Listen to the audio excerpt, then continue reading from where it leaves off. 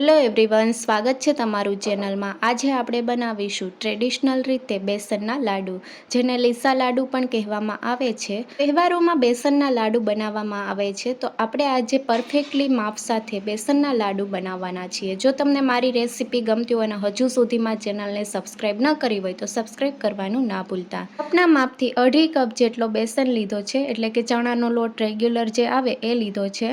સાથે મોણ દેવા માટે 2 ચમચી ઘી લીધું છે। લાડવાને ગાર્નિશિંગ કરવા માટે પિસ્તા લીધા છે। જો તમારે ન લેવા હોય તો તમે સ્કીપ પણ કરી શકો છો। અડધી ચમચી ફૂડ કલર લીધો છે। ફૂડ કલર પણ ટોટલી ઓપ્શનલ છે। અને ફ્લેવર માટે અડધી ચમચી એલચી પાવડર લીધો છે। ચાસણી માટે 1 કપ ખાંડ લીધી છે। અડધો કપ પીગળેલું ઘી લીધું છે। અને આ સિવાય આપણે મુઠિયા તળવા માટે તેલની જરૂર પડશે। સાથે મુઠિયાનો લોટ બાંધવા માટે પાણી જોશે જરૂર પ્રમાણે। હવે આપણે મુઠિયાનો લોટ બાંધી લઈશું। મિક્સિંગ બાઉલમાં આ રીતની ચાળણી રાખી દીધી છે। ચાળણી આપણે જે લોટ ચાળીએ એ રીતની ચાળણી છે। હવે આપણે 2.5 કપ જેટલો ચણાનો લોટ ઉમેરશું। ચણાના લોટની વસ્તુ આપણે બનાવીએ ત્યારે ચણાનો લોટ હંમેશા ચાળીને લેવાનો, જેથી તેમાં રહેલું કચરું દૂર થશે। તો આ રીતે આપણે બધો ચણાનો લોટ ચાળી લઈશું। ચણાનો લોટ 2.5 કપ લીધો છે। તમે ઘરમાં રહેલી કોઈ પણ વાટકી સેટ કરી લો, પછી એ વાટકીથી પણ તમે લઈ શકો છો। ચણાનો લોટ ચાળી લીધો છે। હવે મુઠિયામાં મોણ દેવા માટે 2 ચમચી ઘી ઉમેરશું। તમે ઘીની જગ્યાએ તેલનો ઉપયોગ પણ કરી શકો છો। ઘીને લોટમાં સારી રીતે મિક્સ કરી લઈશું। લોટના દરેક કણમાં મોણ આપણે સારી રીતે મિક્સ કરી લેવાનું। મોણનું પ્રમાણ તમને બતાવું તો હાથમાં થોડો લોટ લઈશું અને પ્રેસ કરી લઈશું। બાઇન્ડિંગ આવે છે। લોટમાં મોણનું પ્રમાણ એકદમ પરફેક્ટ છે। મુઠિયા માટેનો લોટ બાંધવા માટે 1/4 કપ જેટલું ગરમ પાણી લીધું છે। તો બધું પાણી એકસાથે નથી ઉમેરવાનું, થોડું થોડું પાણી ઉમેરીને આપણે કઠણ લોટ તૈયાર કરી લઈશું। તો છેલ્લે હું તમને કહીશ કે આમાં કેટલા પાણીની જરૂર પડી છે। તો આ રીતે થોડું થોડું આપણે પાણી ઉમેરીને ટાઈટ લોટ તૈયાર કરી લઈશું। તો મુઠિયા માટેનો ઢીલો લોટ તૈયાર થશે તો મુઠિયાને તળવામાં બહુ વધારે સમય લાગશે, એટલા માટે કઠણ લોટ તૈયાર કરી લેવાનો છે। મુઠિયા માટેનો કઠણ લોટ તૈયાર થઈ ગયો છે। મુઠિયા માટેનો કઠણ લોટ તૈયાર કરવામાં આપણે 1/4 કપ પાણી લીધું હતું, એમાંથી એટલું વધ્યું છે। અડધા કપ જેટલા પાણીનો ઉપયોગ કર્યો છે, એટલે અડધા કપ પાણીની જરૂર પડી છે। હવે થોડો લોટ હાથમાં લઈને ઓવલ શેપ આપી દઈશું। ઓવલ શેપમાં મુઠિયાને તૈયાર કરી લીધું છે। હવે આંગળીની મદદથી પ્રેસ કરી લઈશું, જેથી મુઠિયાને તળતી વખતે અંદર સુધી કૂક થશે। આ રીતે આપણે બીજા મુઠિયા પણ તૈયાર કરી લઈશું। પહેલાં ઓવલ શેપ આપી દઈશું અને પછી આંગળીની મદદથી પ્રેસ કરી લેવાનું, જેથી મુઠિયા સારી રીતે કૂક થશે। બધા જ મુઠિયા તૈયાર કરી લીધા છે, તમે જોઈ શકો છો। હવે મુઠિયાને તળવા માટે આપણે તેલ ગરમ થવા માટે મૂકી દઈશું। મીડિયમ ગેસની ફ્લેમ ઉપર તેલ ગરમ કરી લીધું છે।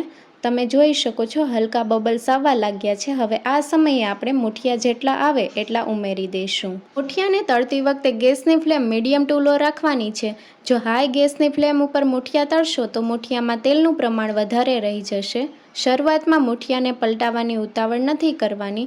એક બાજુથી કૂક થાય પછી આપણે મુઠિયાને પલટાવી લઈશું અને બધી સાઈડથી ક્રિસ્પી થાય ત્યાં સુધી થવા દઈશું। મુઠિયાને તળવામાં બહુ વધારે સમય નથી લાગતો। મીડિયમ ગેસની ફ્લેમ ઉપર 3 થી 4 મિનિટ માટે થવા દઈશું। ચમચીની મદદથી પલટાવતા રહેવાનું છે। ગોલ્ડન બ્રાઉન કલરના થાય ત્યાં સુધી થવા દઈશું। મુઠિયાનો કલર ચેન્જ થઈ ગયો છે। હવે ઝારાની મદદથી આપણે મુઠિયાને એક પ્લેટમાં કાઢી લઈશું। મુઠિયાનો કલર ગોલ્ડન બ્રાઉન કલરનો થઈ ગયો છે। તો આ રીતે આપણે બાકીના બધા મુઠિયા ઝારાની મદદથી એક પ્લેટમાં કાઢી લઈશું। મુઠિયા બધા થઈ ગયા છે।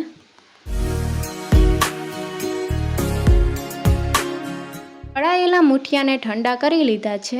હવે મુઠિયામાંથી આપણે નાની સાઇઝના પીસ કરી લઈશું। મિક્સર જારમાં ગ્રાઇન્ડ કરતી વખતે સહેલાઈથી ભૂકો થાય એ માટે આપણે બધા મુઠિયાના પીસ કરી લેવાના। બધા મુઠિયાના પીસ કરી લીધા છે। હવે મિક્સર જારમાં આપણે મુઠિયાના પીસ ઉમેરશું અને એકદમ બારીક ભૂકો આપણે તૈયાર કરી લઈશું।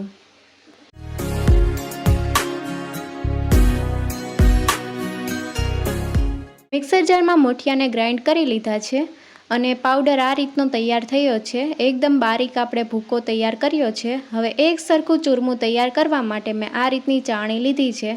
ઝીણા આંકવાળી ચાળણીમાં પણ તમે ચૂરમું ચાળી શકો છો અને લાડુ તમારે દાણેદાર તૈયાર કરવા હોય તો ચોખા ચાળવાની ચાળણીમાં પણ ચૂરમું તમે ચાળી શકો છો। ચાળણીમાં મુઠિયાનો ભૂકો ઉમેરી દીધો છે અને હવે આપણે ચાળી લઈશું। તો આ રીતે ચાળીને લેવાથી એક સરખું ચૂરમું તૈયાર થાય છે। તમે જોઈ શકો છો આ રીતનું એક સરખું ચૂરમું તૈયાર થઈ ગયું છે. લાડવા માટેનું દાણેદાર ચૂરમું તૈયાર થઈ ગયું છે. હવે અડધો કપ પીગળેલું ઘી ઉમેરશું. વજનમાં 100 ગ્રામ જેટલું ઘી છે. 2.5 કપ ચણાના લોટ સાથે આપણે 100 ગ્રામ જેટલું ઘી ઉમેર્યું છે. એકદમ પરફેક્ટ માપ છે. ઘીને આપણે ચૂરમામાં સારી રીતે મિક્સ કરી લઈશું. ચૂરમામાં ઘી સારી રીતે મિક્સ કરી લીધું છે. હવે થોડું ચૂરમું હાથમાં લઈને પ્રેસ કરી લઈશું. ચૂરમામાં બાઇન્ડિંગ આવે છે તો ઘીનું માપ એકદમ પરફેક્ટ છે. હવે લાડવા બનાવવા માટે આપણે ચાસણી તૈયાર કરી લઈશું. ચાસણી બનાવવા માટે 1 કપ ખાંડ લીધી છે. ગળપણ તમે તમારા ટેસ્ટ મુજબ ઓછી વધારે કરી શકો છો. 2.5 કપ ચણાના લોટ સાથે આપણે 1 કપ ખાંડ એકદમ પરફેક્ટ છે. હવે ખાંડ લઈએ તેનાથી અડધું આપણે પાણી લેવાનું છે, એટલે કે અડધો કપ પાણી ઉમેરશું અને હવે મીડિયમ ગેસની ફ્લેમ ઉપર ખાંડ પીગળે ત્યાં સુધી થવા દઈશું. લાડવા માટે આપણે 2 તારની ચાસણી કરવાની છે, તો મીડિયમ ગેસની ફ્લેમ ઉપર આપણે થવા દઈશું. ખાંડ પીગળી ગઈ છે અને આ રીતે બબલ્સ આવવા લાગ્યા છે, તો હજી આપણે થોડી વાર માટે થવા દઈશું.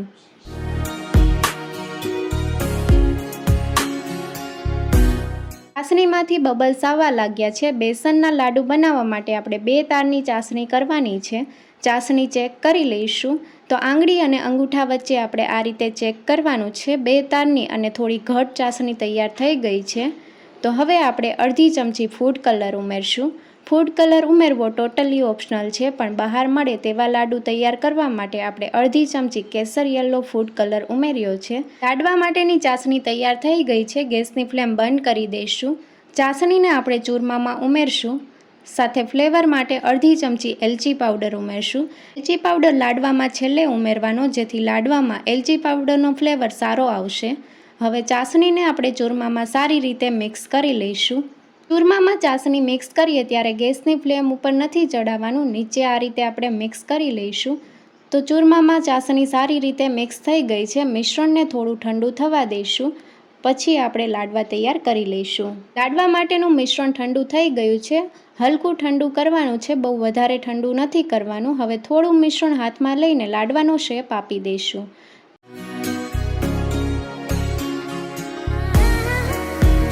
મિશ્રણમાંથી એક લાડુ તૈયાર કરી લીધો છે. આ રીતે તમે જોઈ શકો છો. ઉપરથી આપણે પિસ્તા ઉમેરશું. તો આ રીતે બાકીના બધા લાડુ તૈયાર કરી લઈશું. પહેલી રીત સાથે અને પરફેક્ટ માપ સાથે બેસનના લાડુ તૈયાર છે. મોંમાં મૂકતા પીગળી જાય તેવા સોફ્ટ લાડુ તૈયાર થયા છે અને તમે જોઈ શકો છો બહાર મળે મીઠાઈવાળાની દુકાન પર તેવા લાડુ તૈયાર થયા છે. બેસનના લાડુના 2 ભાગ કરીને બતાવું તો તમે જોઈ શકો છો કે બહાર મળે તેવા લાડુ તૈયાર થયા છે. આવી નવી રેસીપી જોવા માટે ચેનલને લાઇક, શેર અને સબસ્ક્રાઈબ કરો. Thank you for watching.